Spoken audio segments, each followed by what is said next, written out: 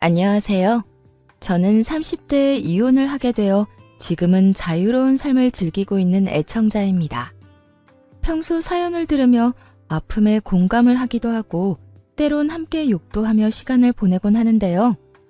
그런 사연 열차에 제 사연이 소개된다고 생각하니 괜스레 마음이 다 떨려오네요. 저는 저를 하자 있는 인간으로 몰아가는 시모도 시모였지만 남편이 결정적인 이유가 되어 이혼까지 하게 되었는데요. 제가 어떻게 남편의 외도를 알게 되었고 어떻게 복수를 하고 이혼을 하게 되었는지 한번 들어보실래요? 남편과 저는 고등학교 동창이었는데 학교에 다닐 땐 그저 친구로 지내다 시간이 지나며 자연스럽게 연인 사이가 되어 결혼까지 하게 된 부부였죠. 그렇게 결혼을 하게 된 지 3년, 마음만 먹으면 금방이라도 임신이 가능할 거라 생각했는데 그게 생각처럼 쉬운 일은 아니었어요. 3년 동안 임신 소식은 전혀 없었고 결혼 전 더 늦어지기 전에 임신을 하고자 잘 다니던 회사까지 그만두고 몸 관리를 하며 임신을 하려 노력했죠. 남편 역시 저와 함께 병원을 다니며 임신을 위해 노력하고 있었고 그렇게 저흰 큰 소리 나는 일 없이 지내고 있었어요. 하지만 부부 사이만 좋다고 해서 스트레스가 없는 건 아니었어요. 임신이라는 게 몸도 몸이지만 심적으로 편안해야 잘 될 텐데 시모와 시누이는 임신을 방해라도 하려는 사람처럼 저를 괴롭히기 일쑤였어요. 엄마, 우리 집엔 임신 못해서 올케처럼 고생한 사람은 없지 않아? 내가 알기로는 그런 사람이 없는데 올케는 뭐 때문에 임신이 그렇게까지 안 되는 거지? 그러게나 말이야.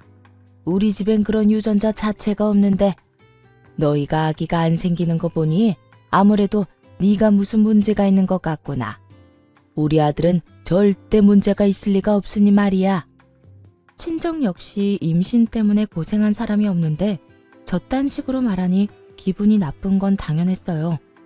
거기에다 병원에서 검사받은 결과 남편뿐 아니라 저 역시 아무 문제가 없었고 그런 사실을 두 사람에게 여러 번 강조해서 말해주었는데도 불구하고 저런 말을 계속하니 정말 스트레스가 이만저만이 아니었어요. 제가 여러 번 말씀드렸잖아요. 병원에선 저희 몸엔 아무런 문제가 없다고 했다니까요. 그러니까 그런 말은 좀 하지 말아주세요. 저도 그런 말 들을 때마다 정말 스트레스가 이만저만이 아니라고요. 그런데 왜 그렇게까지 임신 안 됐니? 혹시 병원이 이상한 거 아니니? 그 병원에서 검사를 잘못한 게 틀림없다. 암? 너희 더 늦기 전에 병원을 옮겨봐. 괜히 돌팔이 병원에서 돈이랑 시간 낭비하지 말고. 그래 옳게. 엄마 말 무시하지 말고 새겨들어. 내 생각에도 그 병원 돌팔이 같으니까 말이야. 두 사람은 꼭 저에게 문제가 있기라도 바라는 사람들처럼 몰아갔고 더는 설명하고 이해시키는 것도 입이 아파 포기를 해버렸죠. 그런데 그것이 끝이 아니었어요.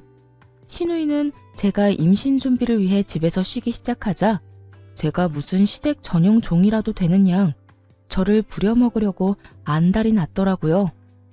시집을 가지 않았던 시누이는 독립도 하지 않고 여전히 시댁에 살고 있었는데 나이 차이는 고작 1살밖에 나지 않는데 하는 짓은 시모 저리 가라였어요. 어찌나 표독스럽게도 저를 부려먹으려 안달인지 있던 애도 떨어질 판국이었죠. 옳게. 지금 우리 집으로 빨리 좀 와봐. 얼른. 지금 당장? 정말 너무 급해서 그래. 처음엔 이런 연락을 받고 정말 큰일이라도 난 것이라 생각해 헐레벌떡 시댁으로 뛰어갔었어요. 하지만 막상 가보면 청소나 식사 등 급한 것이 아닌 직접 하기 귀찮은 일을 시켜댔고 뻔뻔하게도 그런 잡일이 너무 급해 불렀다며 웃어대는 시누이를 보며 더는 참고 넘길 일은 아니다 싶더라고요. 제가 시댁 잡일을 해주려고 회사까지 그만둔 것이 아니었으니까요. 그렇게 마음을 고쳐먹은 이후 전 시누이의 연락을 아예 무시해버리거나 연락을 받는 날엔 아예 못 간다고 못을 박아버렸습니다. 그리고 그날은 시누이와 큰 소리가 오간 날이었어요. 그날 역시 시누이에게 연락이 왔고 또 급한 일이 있다며 시댁으로 오라고 하더라고요. 무시하는 것도 하루 이틀이고 바쁘다고 하는 것도 한두 번이지. 더는 이런 식으로 상황을 외면하는 것도 아니란 생각이 들더군요. 아예 이 싹을 뽑아버려야 한다는 생각이 들었어요. 그래서 전 좀 더 단호하게 제 생각을 말하기로 했죠. 옳게. 요즘 왜 이렇게 연락이 안 돼? 무슨 일 있어? 무슨 일 있는 건 아닌데 왜 그러세요? 왜 그러긴. 우리 집에 좀 오라고 전화했지. 집에 급한 일이 있어서 그러는데 지금 좀 빨리 와. 알겠지? 형님, 저도 바빠서 못 가요. 뭐라고? 옳게 지금 뭐라고 그랬니? 지금 못 온다고 한 것 같은데 내가 제대로 들은 게 맞아? 요즘 따라 도대체 왜 이래? 내가 급한 일이 있다니까. 그래도 못 온다고 한 거 맞아? 네, 제대로 들었네요. 형님, 말이 나왔으니까 하는 말인데 제가 회사를 쉬고 있다고 해도 저도 사생활이 있는데 어떻게 형님이 부를 때만 기다리고 있겠어요? 저도 오늘은 바빠서 못 가니까 급한 일은 알아서 해결하세요. 신우이는 못 간다는 제 말에 화가 났는지 막말을 하기 시작하더라고요. 아니, 평소 신우이의 개념이 얼마나 수준 이하인지를 적나라하게 나타내는 말들을 서슴없이 해대고 있었죠.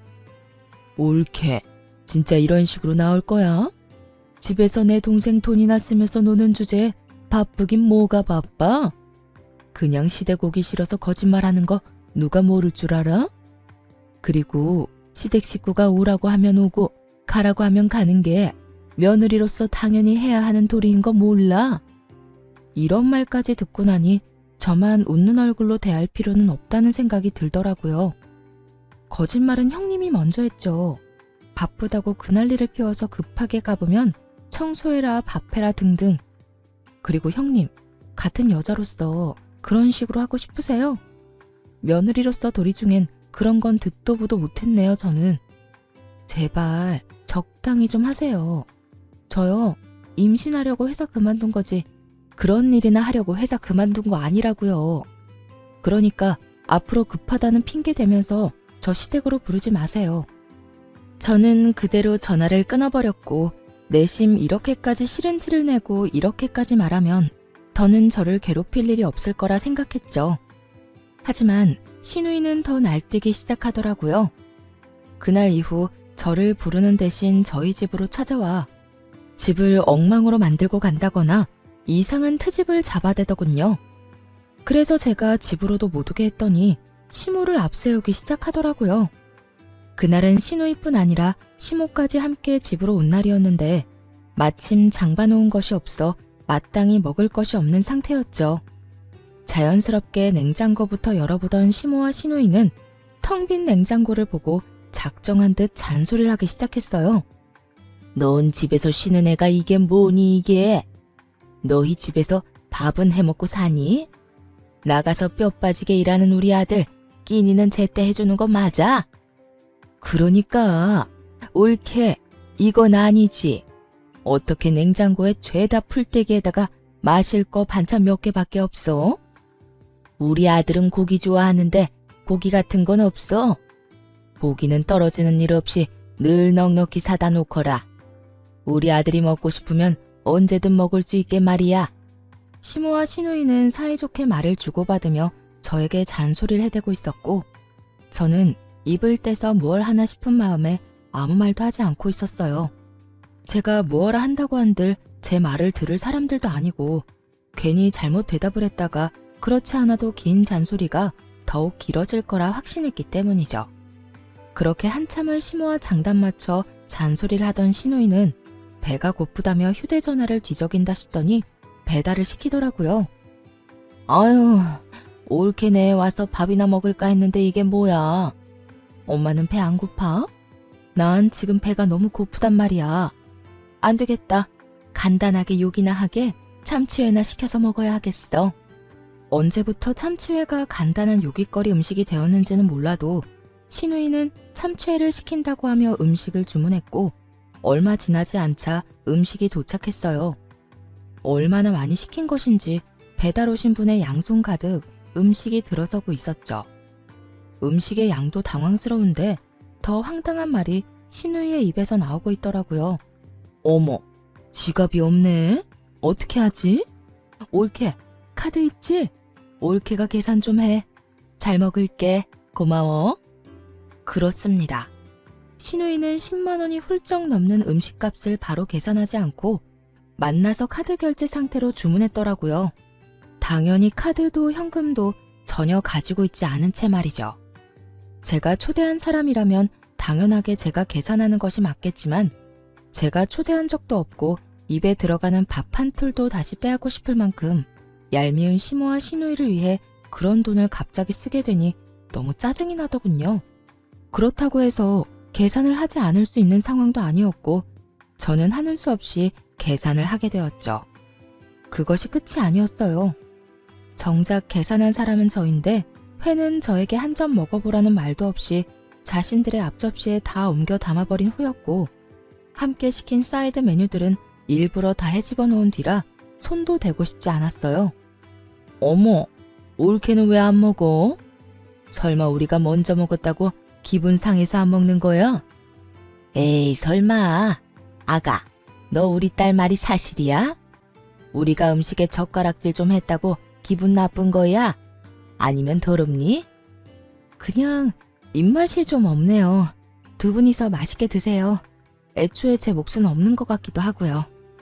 두 사람의 고의성이 다분한 치사하고도 어이없는 행동을 보며 따지기는커녕 말도 섞고 싶지 않더라고요. 그래서 전 대충 대답을 던져주곤 소파에 앉아 애써 두 사람에게 신경을 쓰지 않으려고 노력했어요. 그렇게 집안도 제 마음도 다 헤집어 놓은 두 사람이 돌아가고 난 후 저는 이딴 인간들 뒷바라지나 하려고 결혼을 했나 하는 회의감마저 들었고 두 사람이 어질러 놓은 그 어떤 것도 치우지 않은 채 멍하니 앉아있으니 남편이 들어오더군요. 뭐야? 집이 왜 이래? 엉망이 된 집을 본 남편이 화들짝 놀라며 저에게 물었고 너무 어이없는 상황에 화조차 나지 않았던 전 아무 감정도 없는 목소리로 남편에게 말해주었죠. 오늘 형님이랑 어머님 다녀갔어. 식탁 위에 음식물이랑 쓰레기는 형님이랑 어머님이 먹고 치우지도 않은 거고 나머지 집안 꼴도 두 사람이 다 헤집어 놓고 간 거야. 뭐? 우리 엄마랑 누나가? 심지어 오늘이 처음도 아니야. 형님은 자주 왔고 어머님은 형님만큼은 아니지만 가끔 형님이랑 올 때마다 이런 식이었어. 그래서 하는 말인데 당신이 해결 좀 해. 뭐? 내가? 나보고 어떻게 하라고. 전화를 하든 만나서 이야기를 하든 당신이 해결 좀 해. 난 더는 이런 식으로는 못 살 것 같아. 내가 당신을 사랑해서 결혼한 거지 이런 꼴이나 당하려고 결혼한 건 아니잖아. 이게 뭐야. 시댁 전용 하녀도 아니고. 뻑하면 사람 불러서 부려먹는 것도 모자라서 그마저도 상황이 여의치 않으니까 연락도 없이 남의 집에 들이닥쳐서 사람 괴롭히는데 내가 언제까지 참고 살 수는 없지 않겠어? 그러니까 당신이 알아서 해결해. 남편은 언성을 높이지도 화를 내는 투도 아닌 저를 보며 상황이 더욱 좋지 않음을 느낀 것 같더라고요. 저를 대신에 큰 소리를 내며 휴대전화를 들고 밖으로 나가버렸으니 말이에요. 뭐? 심지어 이번이 처음도 아니란 말이야? 아, 정말 두 사람 다 왜 그러는 거야? 있어봐. 내가 통화 좀 하고 올 테니까 말이야. 이렇게 큰 소리를 치며 남편은 나가버렸고 저렇게까지 화를 내며 나갔으니 다 해결하고 돌아올 거라 생각했어요. 하지만 이런 제 기대와는 달리 통화를 끝내고 집으로 돌아온 남편은 들어오자마자 휴대전화를 내려놓으며 오히려 저에게 짜증을 내기 시작하더라고요. 당신, 내가 방금 누나하고 통화했는데 당신이 먼저 우리 누나 연락은 다 무시했다며? 우리 집으로 오라고 해도 바쁘다고 하고 끊어버리고 누나 말로는 당신이 먼저 말을 기분 나쁘게 했다고 하던데 그게 사실이야? 신우이는 사건의 시작이 어떻게 된 것인지는 쏙 빼먹고 딱 제가 본인에게 한 말과 행동만을 남편에게 전달했더라고요. 잘못은 시모와 신우이가 한 것인데 남편에게 짜증을 내는 것은 아니란 생각에 지금껏 참아왔는데 남편이 그 성의 없는 말투에 참아왔던 화가 끌어넘치더군요. 형님이 그래? 내가 먼저 연락도 무시하고 집으로 오라고 해도 가지도 않았다고? 내가 왜 그랬을 것 같아? 당신은 날 그렇게도 몰라? 내가 이유도 없이 그랬을 사람으로 보이냐고. 당신이 신경 쓸까봐 이때까지 말 안 한 건데 나 일 쉬기 시작하면서부터 형님 심심하면 나 불렀어. 급한 일 있다고 숨 넘어갈 것처럼 연락이 와서 가보면 설거지해라 청소해라 밥해라 등등. 내가 그런 거 하려고 일 쉬는 거 아니잖아. 우리 임신 때문에 나도 좋아하던 내 일까지 그만두고 집에서 관리하는 거 아니야. 그런데 어머님이랑 형님은 그런 나를 불러서는 부려먹기 바빴다고. 형님이 그런 식으로 나오는데 당신 같으면 네네 하면서 연락받고 싶겠어? 저는 고함을 지르며 따져 물었고 남편은 제 말에 잠시 움찔하는가 싶더니 생각이란 없는 인간처럼 시댁 편을 들기 시작하더군요. 이유가 어찌 되었든 당신이 우리 누나 연락도 무시하고 말도 그딴 식으로 한 건 당신이 잘못한 거야. 누나가 그래도 당신보다 나이도 많고 손윗 사람인데 그렇게 무시를 당했으니 기분이 좋을 리가 있겠어? 그러니까 당신이 적당한 때 봐서 우리 누나한테 사과해. 알겠어? 신우이 대변인 노릇을 하느라 정신이 나가버린 남편을 보는데 정말 오만정이 다 떨어진다는 말의 의미를 알겠더라고요. 저에게 신우이에게 사과를 하라며 우겨대는 남편을 보는데 사람이 어쩌면 그렇게 미워 보이는지 더는 마주하고 싶지도 않더군요. 그래서 전 시모와 신우이 때문에 엉망이 된 집을 손가락질하며 말했어요. 사과는 당신이나 하고 이 집 정리도 당신이 해. 뭐? 내가 왜? 내가 왜? 몰라서 물어? 이거 내가 어지럽혔어? 다 당신 엄마, 당신 누나가 이런 거잖아. 식탁 위에 저것들도 계산은 내가 했지만 난 한 입도 못 먹었고 이 집도 내 집이지만 내가 어지럽힌 건 단 하나도 없어. 당신 식구들이 이렇게 한 거니까 당신이 다 치워야 하는 건 당연한 거 아니야? 하여튼 난 절대로 못하니 당신이 알아서 처리해. 알겠어? 그렇게 저는 그대로 방으로 들어와 버렸고 밖에서 구시렁거리는 소리와 함께 치우는 소리가 들려오더군요. 그날 남편은 본인이 치운 거실에서 잠을 잤고 그렇게 저희의 사이는 점점 멀어지고 있었어요. 그때쯤부터 남편은 집에서 말도 거의 하지 않기 시작했고 전형적인 바람난 남자의 절차를 밟기 시작하더군요. 그런 남편의 모습을 보며 저는 수상하다고 생각했고 그런 생각이 짙어지던 찰나 고등학교 동창인 여자친구에게 전화가 오더라고요. 이 친구 역시 저와 똑같이 같은 고등학교 남자친구와 결혼을 한 친구였는데 할 말이 있다며 망설이는 것이 보통 일은 아니겠구나 싶더군요. 한참을 망설이던 친구의 입에서 나온 이야기는 제 예상을 훨씬 뛰어넘는 이야기였어요. 며칠 전에 남자애들끼리 동창회 한 건 알고 있어? 우리 남편도 다녀왔는데 글쎄 그 자리에 네 남편이 여자친구라면서 어떤 여자를 데리고 왔다더라? 그 인간 진짜 미친 거 아니니? 아무리 남자들끼리 모인 자리라고 해도 그 자리에 있는 남자애들 너랑 네 남편이랑 결혼한 거 다 아는데 그런 자리에 여자친구를 데리고 갔다는 것 자체가 제정신이 아닌 거야.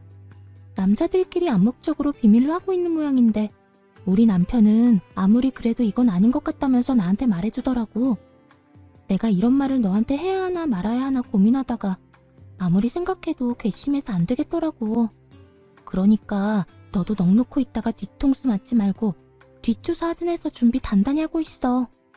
충격이 크더라고요.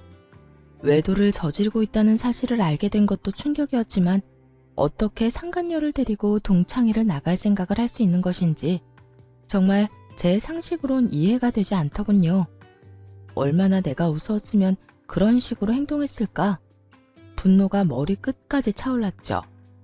동창생들 앞에서 소개하면 저도 모를 리가 없잖아요. 저에게도 동창생인 친구들인데 겁대가리를 상실한 건지 머리가 나쁜 것인지 아님 친구들에 대한 믿음이 깊은 것인지 이것도 저것도 아니라면 들켜도 상관없다 싶었는지 도무지 알 수가 없는 지경이었죠. 그 모든 것이 혼란스러운 상황 속에서도 확실해지는 것은 있었어요. 그 인간은 저와 이혼이 하고 싶어 한장한 인간이 분명했고 전 그런 인간과 이혼을 해야 한다는 것 말이죠. 친구의 조언대로 흥신소에 의뢰해 남편의 뒷조사를 시작했고 며칠 뒤 흥신소에서 전해드린 소식은 정말 통쾌하면서도 경악스러움 그 자체였어요. 이 정도면 거의 사기인데요. 그 상간녀 말인데요. 지금 남편한테는 부잣집 딸 행세를 하고 있고 남편분이 역시 그런 모습에 감쪽같이 속아 넘어간 것 같더라고요. 아니, 엄연히 말하자면 처음엔 부잣집 딸이 맞았었어요.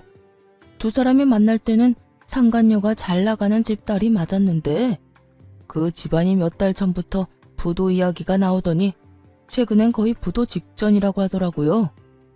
물론 상간녀는 이런 사실을 숨기고 여전히 부잣집 자식 행세를 하고 남편분한테 온갖 선물들을 뜯어내고 있고요. 대화를 들어보니 돈까지 받아 쓰고 있는 것 같던데요.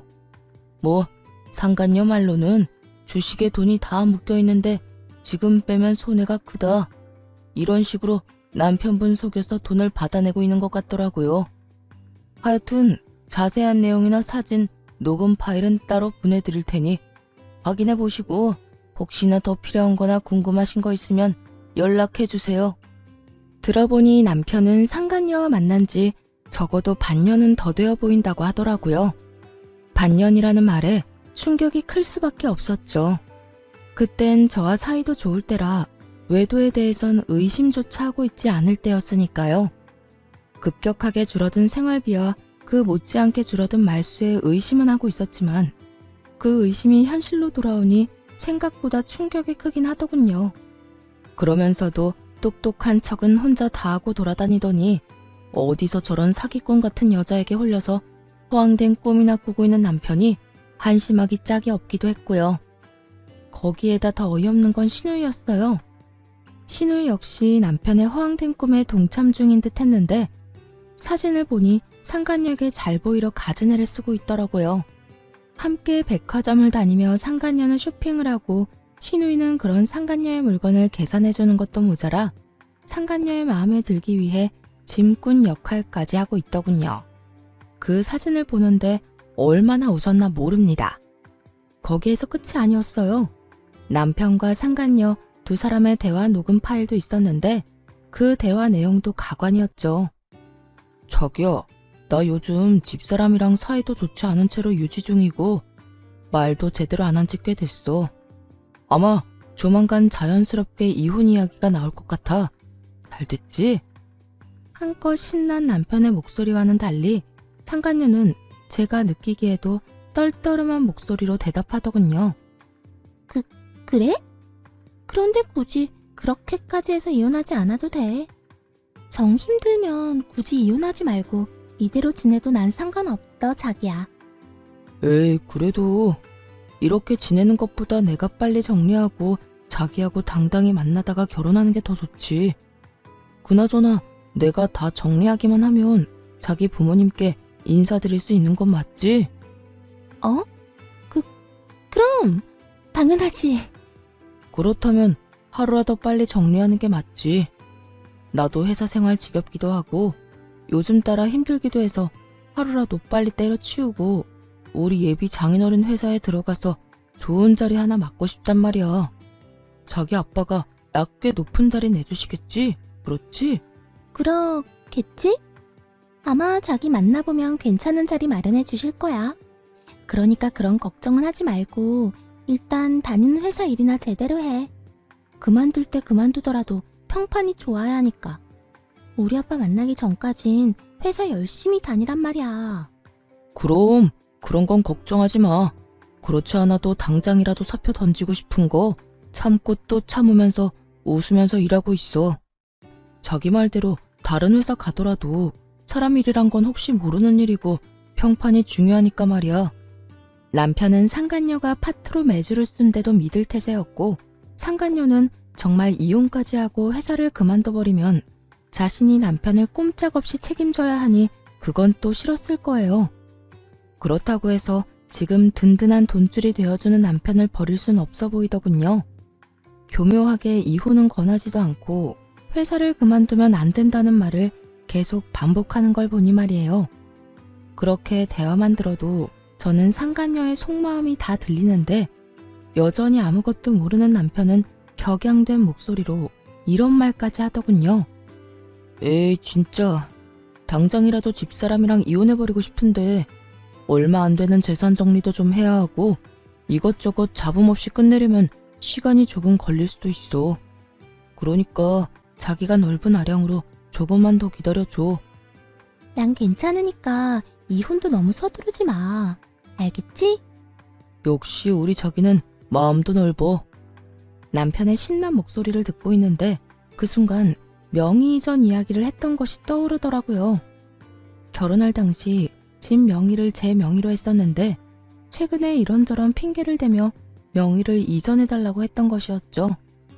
명의 이전은 생각지도 못한 일이라 귀등으로 듣고 생각해보자며 말을 돌리곤 했었는데 그때 생각해보니 남편에겐 다 계획이 있었더라고요. 저에게서 집을 뺏은 후 속 시원하게 저와 이혼하고 상간녀와 새 출발을 할 계획 말이에요. 그렇게 남편의 추악한 계획과 신우이와의 관계까지 모두 알게 된 저는 이혼 전문 변호사분을 만나 이혼을 준비하기 시작했고 이런 사실을 꿈에도 알지 못하는 남편과 신우이는 상간녀에게 잘 보이려 있는 돈 없는 돈 모두를 다 끌어다 쓰고 있더군요. 전 마음속으로 두 사람의 행보를 응원했고 제 이혼 준비가 끝날 즈음 남편이 집으로 회사 짐박스를 안고 들어오더라고요. 씩씩거리며 들어오는 꼴이 회사를 그만둔 듯 했어요. 그게 무슨 짐이야? 혹시 회사 그만뒀어? 남편은 박스를 바닥에 던지듯 내려놓으며 과하게 성질을 내더군요. 보면 몰라? 아 진짜 짜증이나 죽겠어. 박 과장은 자기가 내 월급을 준다고 착각이나 하는가 봐. 나만 보면 시비에다가 나만 보면 못 잡아먹어서 안달이라니까. 그래서 상사랑 한바탕 하고 그만뒀다 이 말인 거네. 그래. 아 차라리 잘 됐어. 이까짓 회사 그만두고 싶었는데 이참에 나도 좀 쉬면서 새 출발하지 뭐. 남편은 상간녀라는 믿을 구석이 있었던 터라 직장 상사와 트러블이 일어나기 무섭게 회사에 사표를 던져버렸고 그런 남편의 모습을 보며 오늘이 그날이구나 싶더라고요. 자고로 집도 절도 없을 때 버려야 더 큰 복수가 되지 않을까 싶었으니까요. 전 여전히 씩씩거리는 남편을 뒤로 한 채 방으로 들어가 남편의 짐을 싸 거실로 나왔어요. 제가 큰 캐리어를 건네자 소파에 앉아 넥타이를 풀던 남편이 화를 내며 말하더라고요. 이게 뭐야? 나 나가라고? 응, 나가. 당신 진짜 너무한 거 아니야? 아무리 당신이랑 상의 한마디 없이 회사를 그만뒀어도 그렇지. 어떻게 이런 식으로 가장을 내쫓으려고 할 수가 있어? 그렇게 상간녀에겐 이혼 노래를 부르더니 막상 저에게 쫓겨나는 건 자존심이 상하는 일이었던 건지 화를 막 내더라고요. 그 모습이 얼마나 기가 차고 어이가 없는지 저도 모르게 코웃음이 다 나더라고요. 당신이 상의도 없이 회사 그만둔 거? 물론 그것도 문제가 있지. 그런데 설마 그런 걸로 내가 당신을 쫓아내겠어? 그러면 이 짐은 뭔데? 방금 나보고 나가라며. 응, 나가. 내가 지금 나가라는 건 당신이 단지 회사를 그만둬서 그런 게 아니라 당신이 바람을 피우고 있기 때문이야. 당신이 바람을 피우고 있는데 회사 그만둔 게 무슨 문제가 되겠어? 여보, 내가 바람이라니. 무언가 오해를 하나 본데 나 그런 짓 절대 못하는 거 알잖아. 그런 짓은 절대 못한다는 인간이 내 뒤에선 내 등에 그렇게 비수를 꽂았어? 내가 정말 몰라서 이때까지 참은 줄 알아? 저는 고함을 질러버렸고 남편의 얼굴은 사색이 되어가더라고요. 제가 모든 사실을 안다는 건 계획에는 전혀 없던 일이라 어떻게 해서든 이 난관을 헤쳐나가 보려 갖은 애를 쓰더군요. 무슨 말을 하는 거야 도대체. 어디서 무슨 말을 들었는지는 몰라도 다 오해야. 당신은 나를 그렇게도 몰라? 나 당신뿐인 거 누구보다 당신이 더 잘 알잖아. 어쩌면 이렇게도 같은 말을 해대는 건지. 남편 역시 세상에서 여자는 저뿐이라는 듯 간절한 눈빛으로 거짓말을 해대고 있었고 전 그런 남편에게 콧방귀를 뀌어주며 제가 듣고 본 사실들을 읊어주기 시작했어요. 당신을 잘 알긴 알지. 당신 남자들만 모이는 동창회 상간녀까지 모시고 갔더라. 남자들 우정도 참 별거 없지? 이렇게 금방 내 귀에 들어오는 거 보면 말이야. 그것뿐이야? 당신 누나도 그 여자랑 짝짝꿍이 맞던데? 배뚜기도 아니고 이 백화점 저 백화점 다니면서 돈을 물 쓰듯이 쓰던데 당신이 그걸 어떻게 누가 다 말한 거야? 당신 혹시 내 뒷조사했어? 뒷조사를 했든 앞조사를 했든 지금 어떻게 한지가 중요해? 내가 모든 사실을 다 알았다니까. 당신이 지금 부잣집 여자랑 적어도 6개월 전부터 만나왔단 거, 그 부잣집 여자한테 눈이 멀어서 나하고 어떻게 하면 이혼을 잘할 수 있을까 머리 굴리고 있는 거, 심지어 바람까지 피운 주제에 꼴랑 하나 있는 이 집도 나한테서 뺏어가려고 명의까지 가져가려고 했던 것까지 말이야. 참 대단하다 대단해.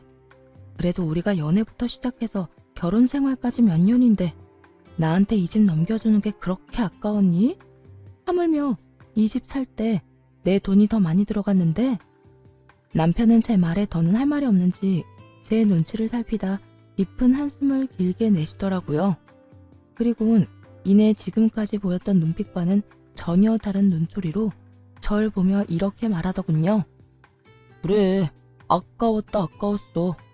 당신 돈이 얼마나 많이 들어갔든 어쨌든 내 돈도 들어갔고 집값도 그만큼 올랐는데 안 아깝겠어. 그래서 어떻게 해서든 명의 내 명의로 옮겨오고 자연스럽게 이혼하려고 했었다. 그게 그렇게 잘못한 일이야? 사람이라면 전부 자기 이득부터 따지기 마련이야.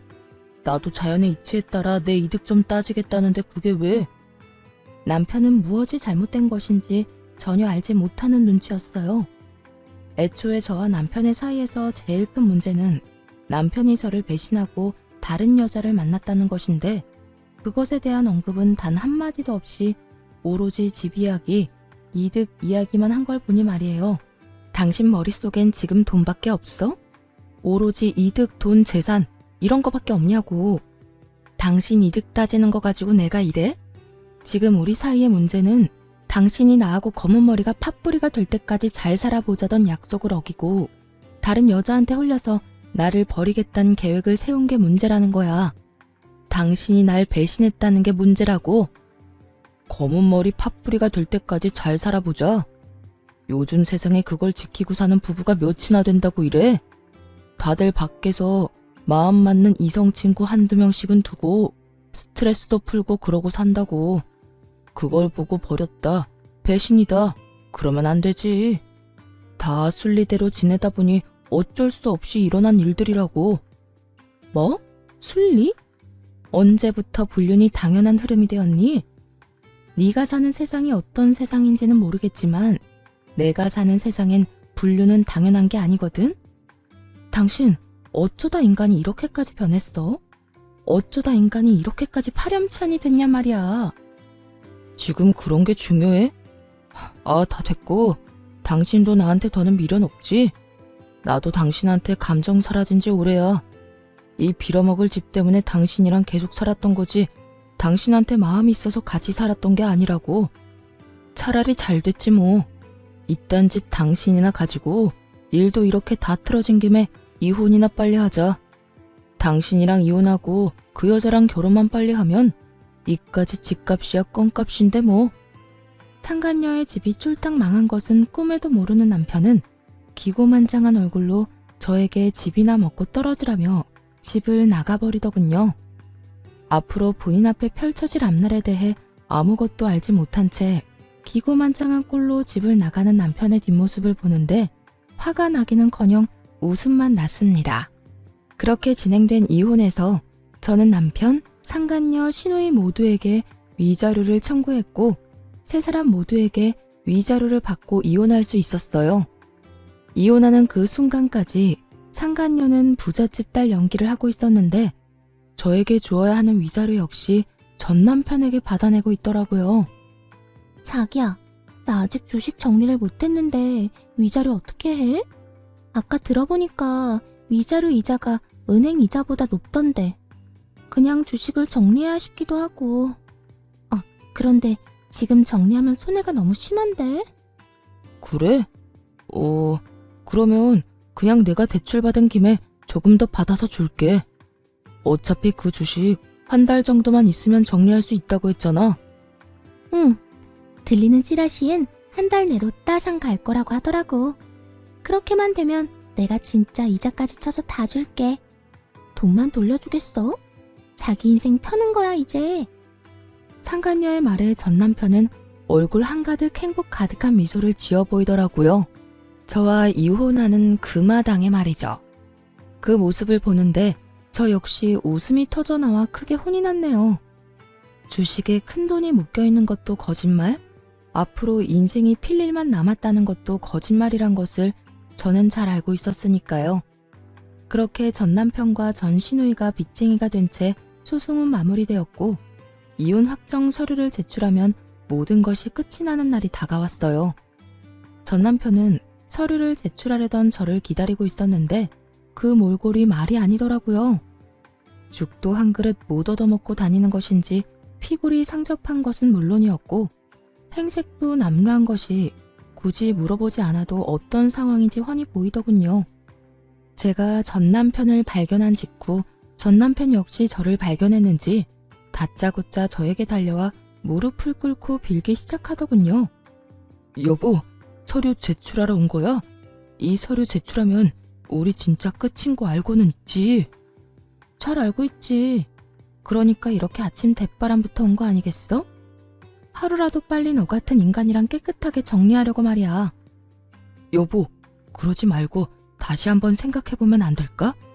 우리가 이렇게 이혼한다는 거 정말 말도 안 되는 일이잖아. 뭐? 말도 안 되는 일? 뭐가 말도 안 되는데?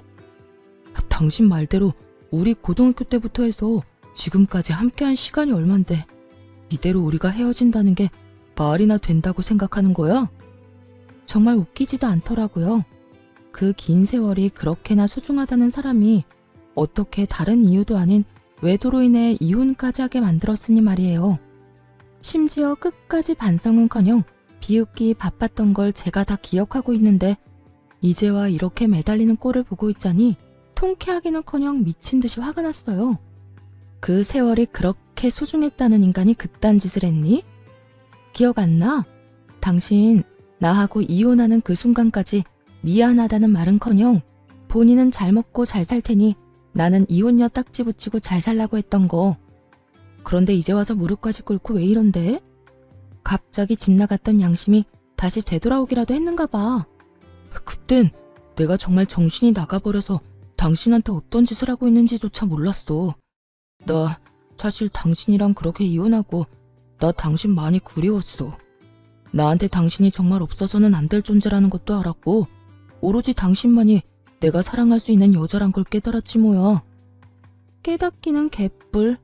상간녀의 집이 쫄딱 망해버려 쥐뿔도 없는 상황이란 걸 전 남편은 알게 되었고 전 남편은 상간녀를 닥달하기 시작했다 하더군요.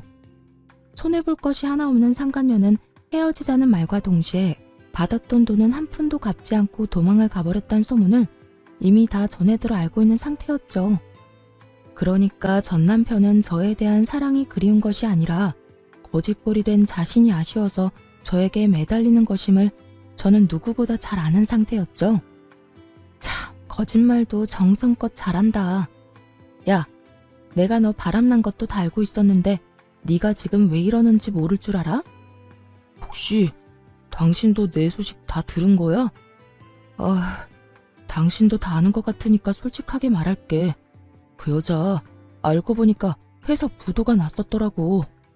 그 사실을 나한테는 감쪽같이 속이고 주식 핑계대면서 나한테 돈 뜯어가고 있었고 정말 너무하지 않냐? 어떻게 날 속일 수가 있어? 어쩐지 내가 당신하고 이혼한다고 할 때마다 반응이 시원치 않더라니. 하여튼 내가 이혼하고 위자료 내느라 빚쟁이 되고 우리 누나도 당신한테 위자료 주느라 빚쟁이 되니까 더는 뜯어먹을 거 없다 싶었는지 도망갔어. 내 돈, 누나 돈은 한 푼도 안 주고 말이야. 우리 집 지금 난리야. 나 회사도 그만두고 취업도 안 돼서 대출금 갚을 돈이 없어서 엄마 집까지 팔아 대출금 갚아야 하는 신세라고. 어쩌다 내 신세가 이렇게까지 된 건지.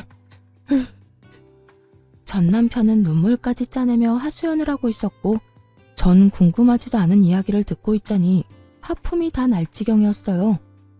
그걸 몰라서 물어? 남의 가슴에 대못 박아놓고선 너는 평생 떵떵거리면서 행복하게 살 수 있을 거라 생각했어? 남의 눈에 눈물 나게 하면 네 눈엔 피눈물 나는 법이야. 그래서 할 말은 다 했니? 그 하품이 나오게 지겨운 하소연은 다 해댔냐고. 전 남편은 자신이 이렇게 눈물까지 쏟아내며 말하면 저 역시 눈물이라도 흘릴 거라 생각했는지 제 반응에 크게 당황하며 다시 울고불고 빌기 시작하더라고요. 여보, 그렇게 냉정하게 굴지 말고 예정을 생각해서라도 나 다시 받아주면 안 될까? 예정? 너한테는 그런 게 남아있는지 몰라도 난 그런 감정 따위 남은 게 없거든? 그리고 정이 남아있다고 한들 내가 미쳤어? 너부터 시작해서 줄줄이 빚쟁이인 네 집안일이랑 다시 엮이게. 넌 내가 진짜 만만하구나. 만만한 게 아니라 당신이 날 금전적으로 조금만 도와주면 이까짓 어려움은 금방 이겨낼 자신이 있어서 그래. 당신 지금 여유 자금 꽤 있을 거 아니야. 나하고 그 여자 우리 누나한테 받은 위자료. 설마 다 쓴 건 아니지. 그 돈을 벌써 다 썼을 리는 없잖아.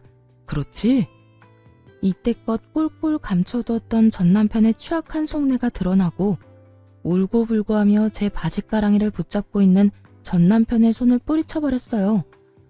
이거 나 소름 끼치니까. 야, 너 진짜 큰 착각하는가 본데 그 돈 너한테 쓸 생각 전혀 없어.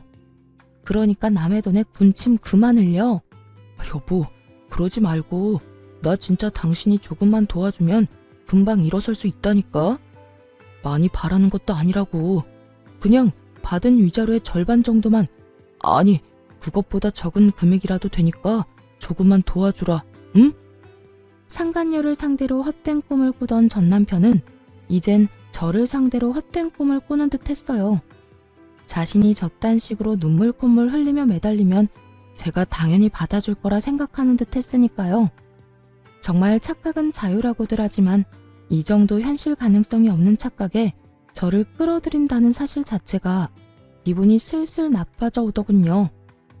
야, 그 말도 안 되는 착각에 날 끌어들이지 말아줄래? 그 꿈 같은 계획은 잠잘 때나 꾸고 현실에선 네가 한 짓에 대한 벌 제대로 받아. 알겠어? 여보 제발. 나 진짜 큰일 나. 한 번만 받아주라. 제발. 이거 나 한 번만 더 내 몸에 손대잖아? 나 진짜 그대로 경찰에 신고해버릴 거야. 나 알지? 한다면 한다는 사람인 거. 그러니까 이상한 짓 그 정도만 하고 이럴 시간에 일자리나 알아봐. 돈은 자기 손으로 벌 생각을 해야지.